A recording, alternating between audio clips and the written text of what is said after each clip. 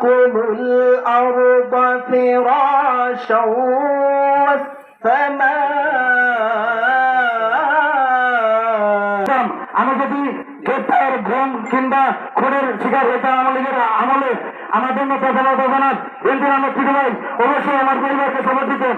আমি মনে করি আমার পরিবারের পরে আমার যে অভিভাবক জনসাধারণ বেঞ্জির আহমেদ টিটু ভাই আমার শেষ আশ্রয় হিসেবে অবশ্যই তিনি থাকতেন।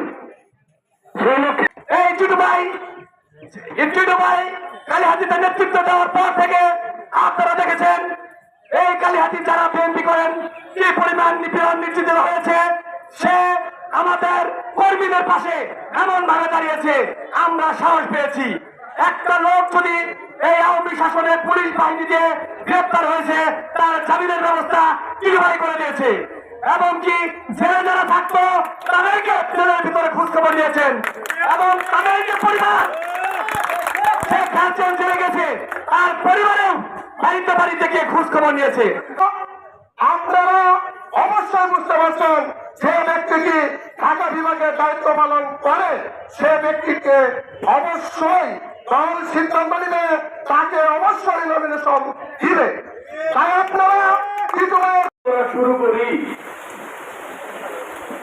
আমি কালীহাতি আসার সঙ্গে সঙ্গে সোহেল হাজারীর সন্ত্রাসী বাহিনী আমার উপরে হামলা করলো কালীহাতি কলেজের সামনে।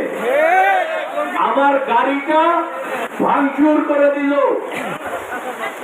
অনেক বড় রকমের হামলা করলো। আওয়ামী লীগের সন্ত্রাসী বাহিনী আমার উপরে আরেক দফা হামলা করলো চালানের প্রোগ্রামে। আপনারা যদি সেই ভিডিওটা দেখে থাকেন তাইলে বুঝবেন কত বড় হামলা করেছিল আমার উপরে চালানের প্রোগ্রামে হত্যার উদ্দেশ্যে। আজকে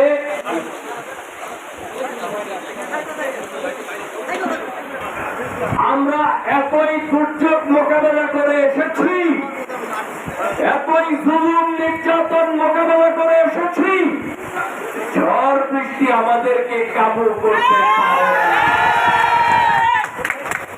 আর ব্যক্তিগত ভাবে যদি আমার কথা বলেন, আমি যখন ছাত্র রাজনীতি করি 23 বছর বয়সে শেখ হাসিনার পুলিশ বাহিনী আমার উপরে হামলা করে আমার 8টা দাঁত ভেঙে দেয়। আমার তখন 23 বছর বয়স।